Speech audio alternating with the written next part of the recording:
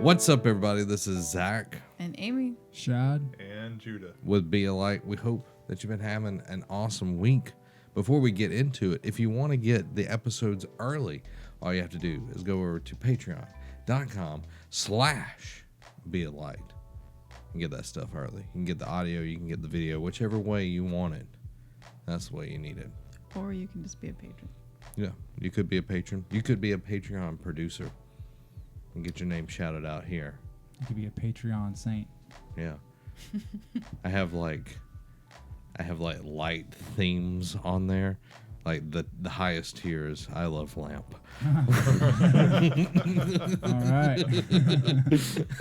I did not know about that. Oh no. Tonight we're going to be talking about what does Jesus mean to us. So let's get it started. Merry Christmas. Yeah, Merry Christmas. Like this is our Christmas episode. If you're watching it early, Merry Christmas early. Shad, since you look the most alive, alert, awake, enthusiastic, we're going to start with you. What does Jesus mean to me?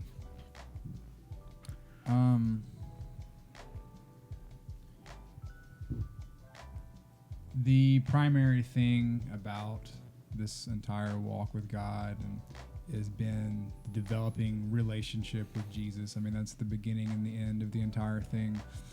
I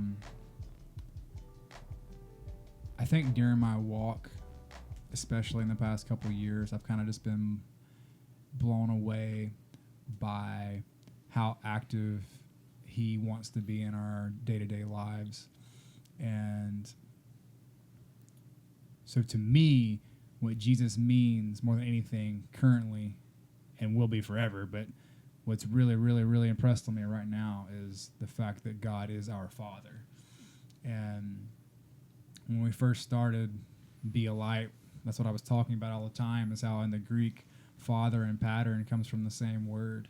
So for me in my life, what Jesus is, who Jesus is just someone who's setting forth the pattern of my life. So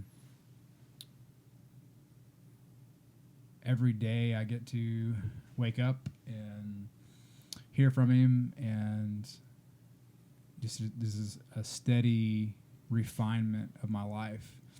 And it's been an awesome journey going from day to day, to week, month to month, year to year, and just see things get better over time as he fathers me into my identity. So. No, not you yet. All right, Judah. What's that? Go ahead. I think what Jesus means to me is a connection to the Father. Like, clearly he is the way, like, to the Father. But I've been, like, all my life around church, heard the word all my life. And until I gave my life to Jesus, until I really handed things over, that connection was never really there. It was just words that I had been hearing all my life. It wasn't this actual thing. And it's been just reading the word lately, like, has just been even more of a connection to who Jesus is. You know, he just is the word. Like, there's no ifs, ands, or buts about it. Like, he is the word. He is the truth. And just seeing how he lived his life and how he was unapologetic about the truth. And I think, you know, some people could take that to an nth degree, but he wasn't afraid to be controversial. He wasn't afraid to tell what the Father was saying, you know, and it's just that connection to God and, like, really understanding it's like, where do I fit into this? And I think we were talking about it Sunday. It's like everybody wants to be like the flag on top of the kingdom, top of the castle and everything. but God put this picture in my head. It was like, this is where Jesus is, and he's the cornerstone. He is at the very bottom. He is everything that's built on top of him, and if he wasn't there, all of this would crumble. And it's like, if our Lord and Savior can be at this point, this lowly point, to make everything work, then it doesn't matter where I get put in this. So it's that connection to God. That's like, and God's got a blueprint. Like you said, pattern, and I'm like, blueprint, because blueprint has been like big, like popping up a lot in the last like month or so. Blue's Clues. But it's just like that connection. God's got a connection, and that's through Jesus to us, and it's exciting to me. Yeah. Even though I'm the one who brought up the subject, I had to think about it, even though I just spent however much time ranting.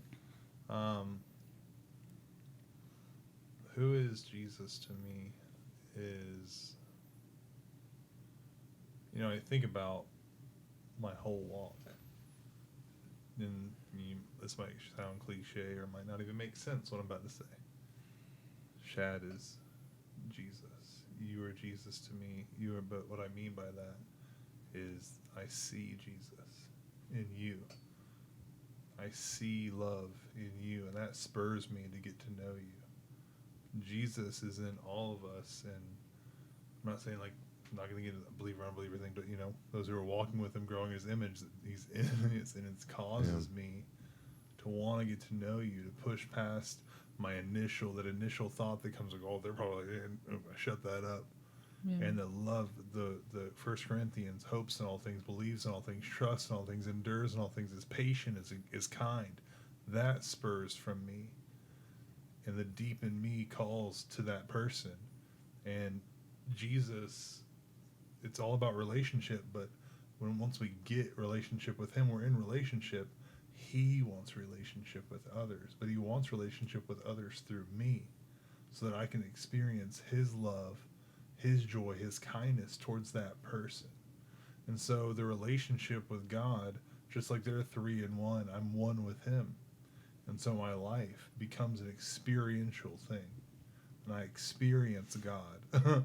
When I talk with Shad about our ideas, or Amy, or anyone about our ideas, or hear about their thoughts, or really sit down and listen and let them, even their troubles, their stressors, these things like that, and I'm quiet, I hear Jesus. I hear what he wants to say to them, or I hear what he's saying through them, and they might not even see it. So he's just life. Like, there's not anything outside of him. Like, there's no plan B. It's your turn now. There's not a fifth person here.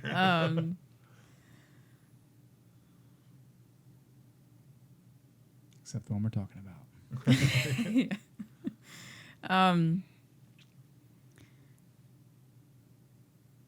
I don't know. I just, like, when I think about who he is, I just think about there's different like interactions that I've had with him that come to mind, and ultimately, like, he is the friend that tells me the truth. And like,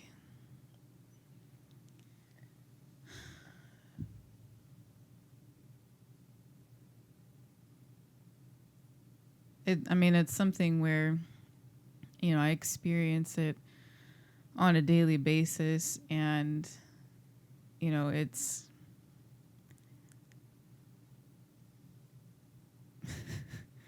I know I'm not always the friend that takes the good advice that's given, but it's like he regardless of whether I've been a good friend to him, I know that he's always going to be a good friend to me. And I can always depend on that. And it makes me want to be more like him in that aspect. And I think of just how I interact with other people, and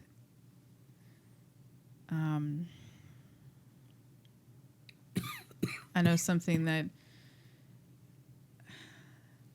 I've been told this before. It's like I would hold myself to a very high standard with somewhat unrealistic expectations, and I would hold other people to those standards as well.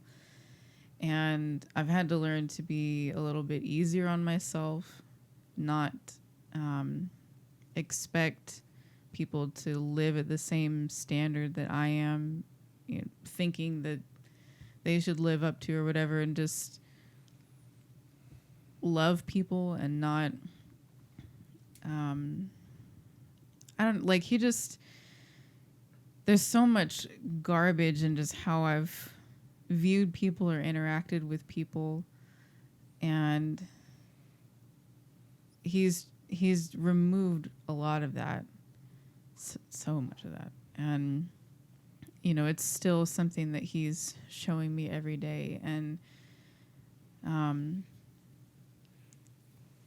don't know why it was coming to mind when just it's like I'm sitting here and like everybody's talking about what they're going to talk about. I was like I don't want to be the first person, but if you're the last person, it's like, well, everybody said pretty much what can be said. But he kept bringing this story to mind, which I haven't thought about for a while. But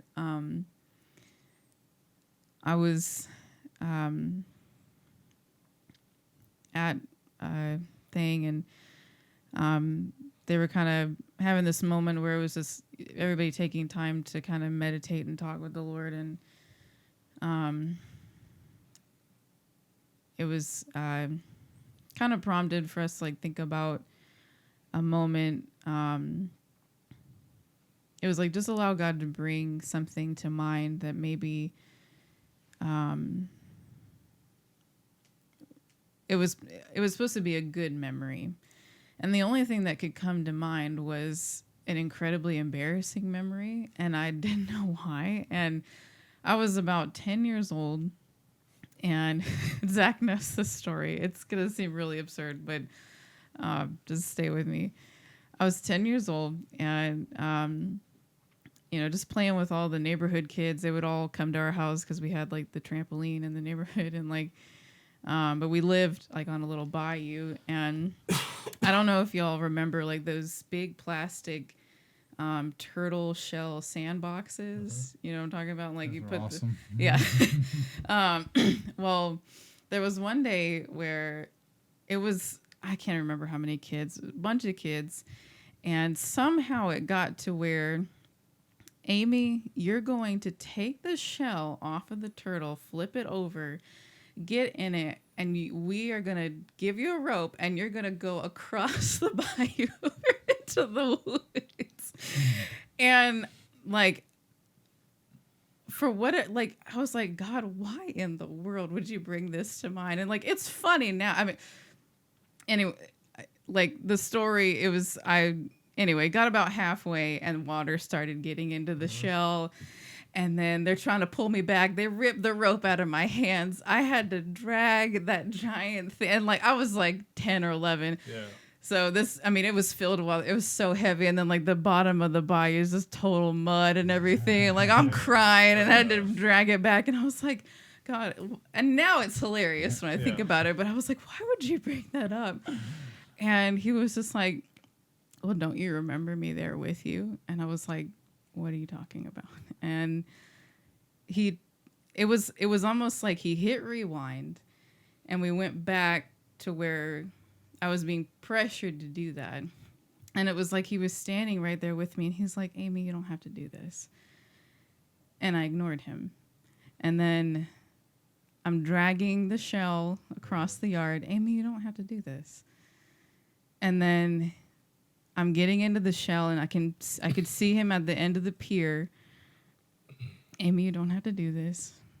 And then I'm getting in that shell, and he's just sitting there watching, like waiting for me to call for help. And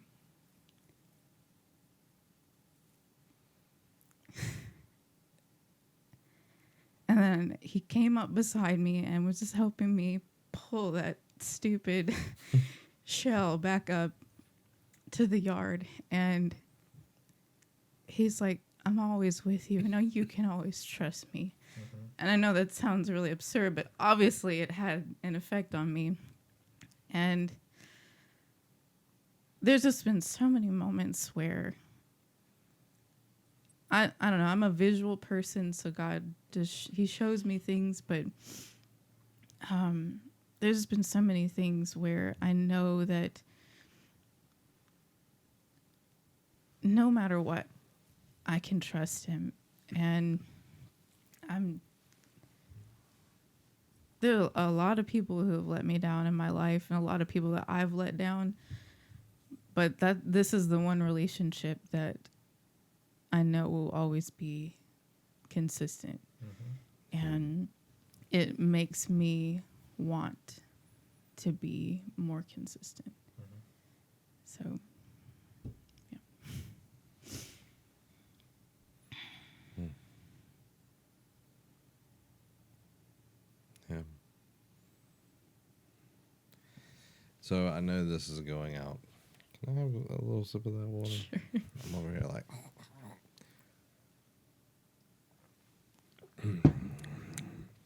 Oh, ASMR. Water noises there. I know this is going out the week of Christmas for like everybody.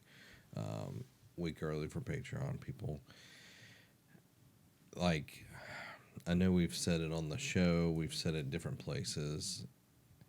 Like, yes, we're celebrating the birth. And like, I think that's a very big cultural thing is like when someone's life starts or whatever.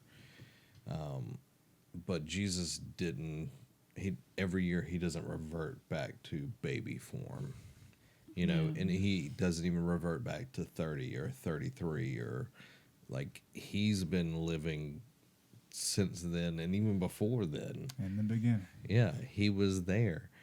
And I think if we shake off of those kind of thought processes and we think of him as, you know, we were talking about him like he wasn't a baby. You know, he is the true living God. You know, seeing him as that instead of, oh, well, you know, dear baby Jesus, you know, I think about that scene in Talladega Nights. 8 pounds, 6 ounce, baby Jesus. You know, it's it's absurd to think of it that way because that he lived, he died, he resurrected, and now he's the glorified version of himself. And I think if we really take the time to have that relationship, you talked about that earlier tonight, is really getting that relationship with him. We're going to stop seeing him as, you know, oh, there's baby Jesus in the manger. You know, like we're going to start seeing Jesus as this triumphant king. Like he sacrificed himself. Like I think about kings back in the old days. They'd send their whole kingdom to die before they would ever even think about themselves. But that's why he's the opposite. He went before to make the way. So.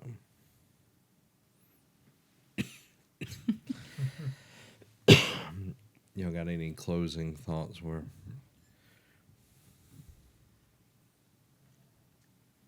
It was just kind of a, like,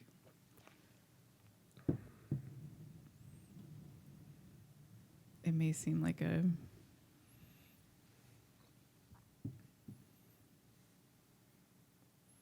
really basic thing to talk about or whatever, or like, I know, like, if I saw that title, it's like, you know, who is Jesus to me? Like, you know, I wonder if we actually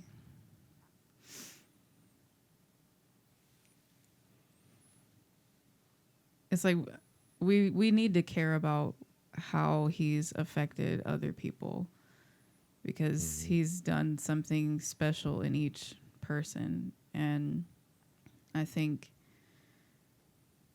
like this is something important to talk about. It's not even though it was just kind of a last minute topic for us, but it is an important thing because, like, I mean, you know, what we talk about is not just a book, it's not just a religion, it's a relationship, and you have to know who you're having a relationship with and what it's important to know, like, how he's affected other people. You know, we overcome by the blood of the Lamb and the word of our testimony, and what he's done in each of us is our testimony. So it's important for us to share this. Yeah. And I think about, you know, God has many facets. You know, there's, you know, different sides of his face and everything. Like the way he shows himself to different people shows the different aspects of his glory. Mm-hmm. You know, so it's not just a one-trick pony. It's not a May player. I just think about okay, if God is perfect, which he is, if we believe that, if he is all-powerful and almighty, he calls us in his image. We serve a God who doesn't just say, serve me. He says, be like me. Yeah. Be eternal, understand like me, talk like me, think like me, look like me. You know, he's not just a God where like, oh, you're so awesome, we just worship you, but he's like, I'm making you like me. You know, all the beautiful facets, the depth, you know, if he's so deep and we're made in his image, that means there's depth within us. Yeah. And so it just, I mean, I probably just think too deep on this stuff, but he's much deeper than wherever, like, when we get to heaven, people think there's going to be like roller coasters and like ice cream shops everywhere. And look, people think there's going to be all this stuff, but really when we get up there and we have this, we don't just see through like a reflection, but we're unhindered and we see him fully. And then we see him, and then the realization of who we are, because if we're like him, because we see him, we'll be like him. Eons could go by before we even can step in the gates, and you're just you didn't even know about the golden streets for eons went by. And I'm just saying, like, that's what I was saying out there. He is the riches of heaven. He's the importance. Like, ultimately, we don't matter. But he matters. And we matter to him. I'd much rather matter to him than try to get all the mattering for myself. Mm-hmm. I'd rather take on everyone else's care and, like, focus on them and love them, knowing that I'm getting the better end of the deal.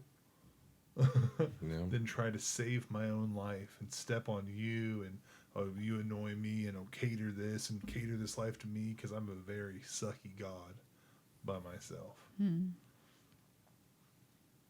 But I'm meant to be like the infinite, never beginning and never ending being. It's just amazing. This life is going to be, we're going to look back and it's going to be a puff, a vapor. Compared to our entire life, and we're so, me included, stressed out sometimes trying to figure this life out. But he is the life we need to figure out. This life will just unfold as we be with him. He'll work it. He works all things for the good for those who love him and are called according to his purpose. He gives everything you need for life and godliness. It's all set out. Yeah. That's been my meditation the past few days. Even in my stressful times at work, when I have my whole list set out and I'm like, I'm never going to finish. My whole world's going to end. And I stop and go, wait, what were you just telling people? Right, I'm not going to die. The world's not going to end. All right, we're good.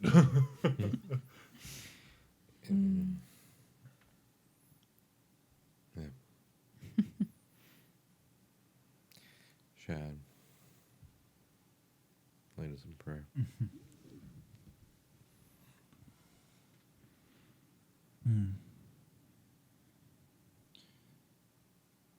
Father, just thank you for being you and being near to us.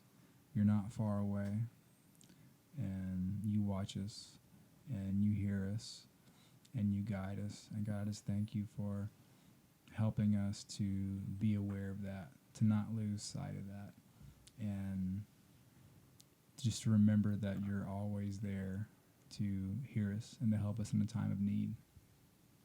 Amen. Amen. Well, there you have it, everybody. If you're watching this early, thank you for supporting. If you do want to support us, you can go over to patreon.com/bealight.